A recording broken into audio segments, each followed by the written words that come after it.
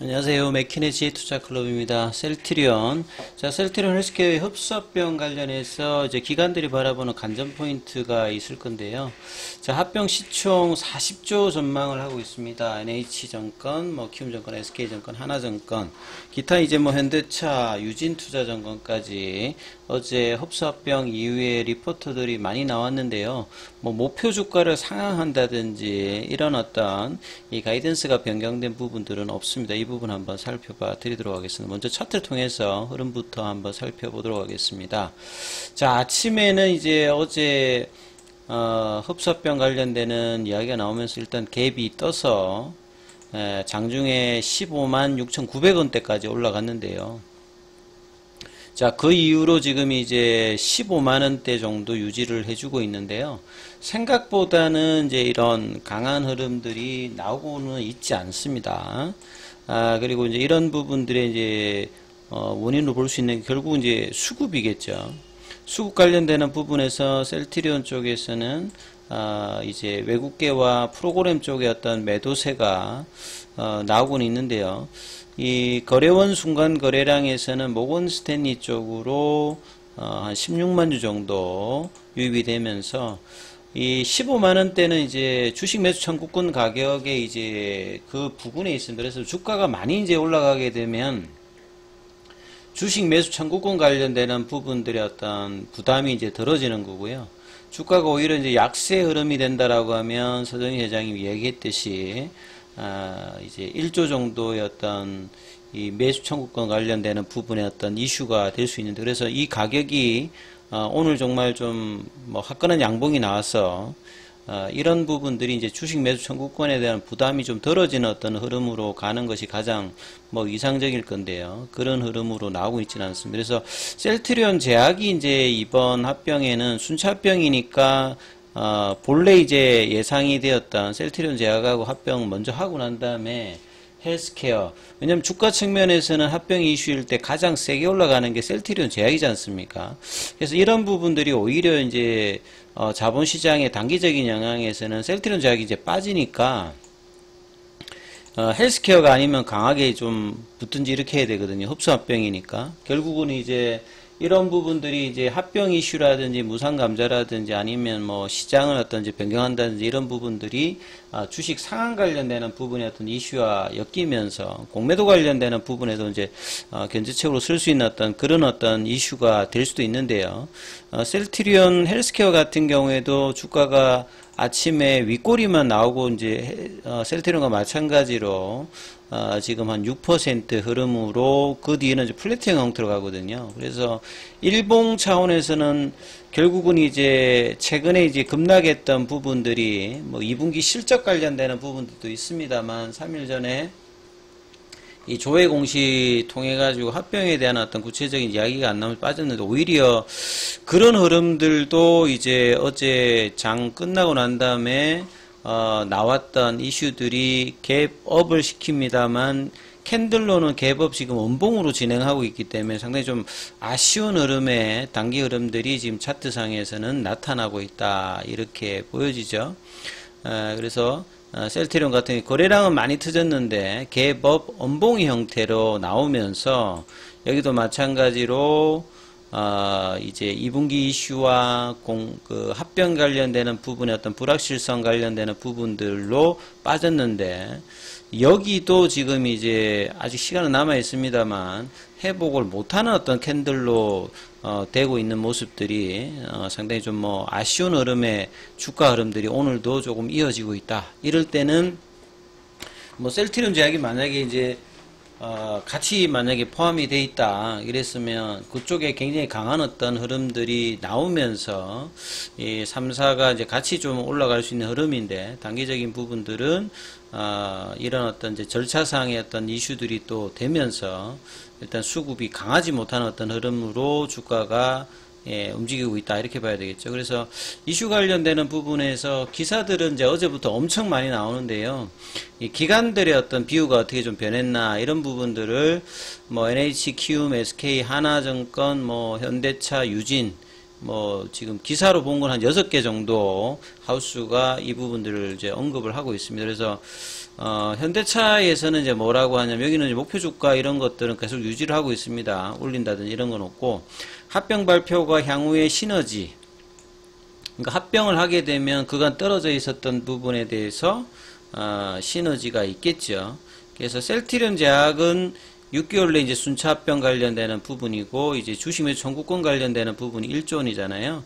그래서 셀트리온 같은 경우는 매수 청구권 기준가가 15만 800원대거든요. 이거보다 훨씬 많이 사실 올라가야 매수 청구권 관련된 어떤 부담이 이제 들어지는 거고, 헬스케어 같은 경우도 6만 7천원대니까 이 가격 밑단에 가게 되면 이제 주식 매수 청구권 관련되는 부분이 이슈가 될 수 있는 뭐 그런 어떤 사항들이라고 이해를 하시면 될 것 같고요. 그래서 합병 기대감이 높아질 수 있다. 그리고 이제 결국 이제 합병 이슈와 더불어서 10월 달에 이제 허가 관련된 기대되는 램시마 SC가 이 3배 높은 약가 램시마 대비해서 이 신약에 준하기 때문에 이런 어떤 흐름으로 이제 3년 내 3존 가이던스 이런 거는 뭐 대봐야 알겠습니다만, 원체 이제 램시마 관련되는 부분들 자체가 유럽에서 독보적인 어떤 위치를 차지하고 있기 때문에 램시마 SC에 성공했을 때 어떤 가능성은 유플라이마의 어떤 경쟁성보다는 훨씬 더 지금 이제 정권가 하우스에서는 높이 평가를 하는 부분이죠. 그리고 이제 합병 후에 이제 재무적으로는 매출 원가율 자체가 큰 폭으로 떨어집니다. 그래서 이제 셀트리온은 개발하고 생산하고 이제 셀트리온 헬스케어가 유통하기 때문에 각 회사만큼 원가율이 좀 다른데, 이게 이제 흡수합병이 되면 셀트리온 기준으로 하기 때문에 원가율 자체는 낮아지겠죠. 이런 부분들이 재무적으로 원가 경쟁률에 이제 긍정적인 어떤 입장이 될 거고요. 그 다음에 이제 3사 합병을 하게 되면 이제 자금을 가지고 추가적인 이제 M&A라든지 신약 관련되는 라이센스 이시라든지, 지금 3공장 관련되는 부분은 11월 달에 이제 완공이 되는데 4공장 관련되는 이야기들도 지금 나오고 있죠. 그래서 이런 어떤 퍼실리티가 늘어나니까 향후에 이제 CMO 관련되는 부분들도 확장이 될 수 있다. 그래서 전체적인 양적 질적인 어떤 성장들은 장기적인 부분은 긍정적으로 본다, 이렇게 보시면 되겠죠. 그래서 2024년도는 이제 이 합병에 따라서 이익률이 좀 들겠습니다만 2025년도부터는 영업이익률 관련되는 부분들도 늘어난다. 그리고 이제 2030년도까지 추가적인 바이오시밀러 총 이제 22개까지 이제 늘리겠다는 이런 어떤 장기적인 플랜도 뭐 있는 상황이고, 단기적인 부분들은 결국 10월달에 램시마 SC, 그 다음에 6월달에 지금 이제 PBM 관련되는 논의가 9월까지는 마무리가 되어서 구체적인 이제 실적 관련된 부분의 어떤 불확실성 해소와 증가 어떤 기대감이 볼 수 있겠죠. 그래서 이 합병 결정은 상당히 고무적이다. 근데 목표가는 안 올리고 있습니다. 그러니까 되는 걸 봐가지고 뭐 3분기, 4분기, 그 다음에 이제 향후에 이제 이런 어떤 목표 주가의 어떤 상향이 나올 가능성, 포텐셜은 여전히 있다라고 봐야 되겠죠. 그 다음에 이제 하나증권에서는 합병 관련해서 투자대의 어떤 기대감, 그러니까 이제 양사의 어떤 현금이 이제 증가되기 때문에 이런 부분에 대해서 이제 투자에 관련되는 부분으로 인수합병, 서정진 명예회장이 합병 이슈 이후에 이제 투자 관련된 어떤 기대감이 있다, 이렇게 지금 보고 있고요.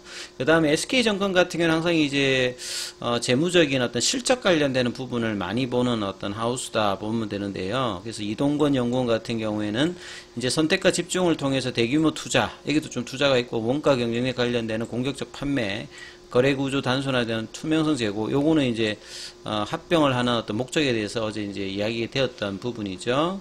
그래서 공격적인 어떤 신약, 신규 모달리티, 이런 대규모 투자가 가능하기 때문에 바이오시밀러 회사에서 이제 신약 개발 회사로 빅파마의 어떤 도전, 이런 부분에 이제 관심을 많이 가지고 있다.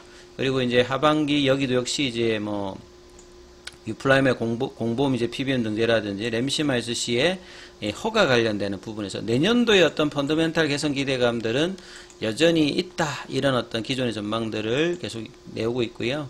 그 다음에 키움증권 같은 경우에는 합병으로 이제 그냥 기술적 수급적 상승, 그러니까 결국 공매도 관련되는 부분의 어떤 이슈가 이제 흡수합병이 되다 보니까 상한 관련된 이슈가 나오기 때문에 이 쇼커버링이 나올 수도 있는 어떤 이제 그런 부분들, 그 다음에 이제 단기적인 어떤 이슈가 있기 때문에 기술적인 이야기로 이제 기업증권은 리뷰를 했고요. 그 다음에 NH투자증권은 이제 향후에 이제 합병 법인 같은 경우는 가치가 기존보다 한 10조 정도 늘어서 40조 정도로 될 것이다. 근데 단기적인 전망은 좀 별로 좀 아직 부진할 것이다. 요렇게 내년도의 어떤 전망은 그렇습니다만 장기적인 부분들은 그래서 뭐 하우스 간에 내년도는 좀 우려가 있습니다만 이후에는 가치의 어떤 증가 관련되는 부분들을 대부분 이야기하고 있다. 이렇게 보여집니다. 그래서 자, 이런 부분들이 이제 차트상에도 좀 온전한 양봉 형성이 좀 나와야 되는 어떤 날임에도 불구하고 역시 좀 볼린저 밴드 상단 부분에 저항을 맞으면서 이런 저항을 안 받아도 되는데 이렇게 저항을 받으면서 오히려 개법 원봉으로 지금 나타나고 있는 부분이 굉장히 좀 아쉬운 부분인데요. 자, 이제 뭐 지금 2시가 넘어갔기 때문에 남은 시간 동안에 이제 여기에서 다시 오전장의 흐름으로 15만원대 지지를 받으면서 좀 올려서 끝나서 이제 결국은 차트상으로는 이 수급의 압박들을 벗어나기 위해서 추세를 이제 사실은 좀 바꿔놨는데 단기적으로 이제 이 부분들이 오늘 볼린저 밴드 상단이 넘어가야 이제 단기 추세도 변하는 상황인데 이 부분에서 이제 좀 저항을 받고 있는 부분들이 상당히 좀 아쉽습니다. 그래서 추세를 바꾸기 위해서는 파라볼릭자도 바꿔야 될 거고요. 볼린저 밴드 상단이 이제 넘어가는 흐름들을 오늘 같은 날에는 최소한 좀 만들어 놔야 되는데 그런 부분들이 주가의 어떤 상승률에 비해서는 상당히 좀 아쉬운 어떤 흐름들이 계속 이제 진행되고 있다. 이렇게 말씀드리겠습니다. 그래서 종가까지는 이런 부분이 좀 관리가 되어서 15만원대 윗단에 확실하게 좀 안착하는 흐름으로 이후의 어떤 과정들도 진행이 되었으면 합니다. 여기까지 하겠습니다.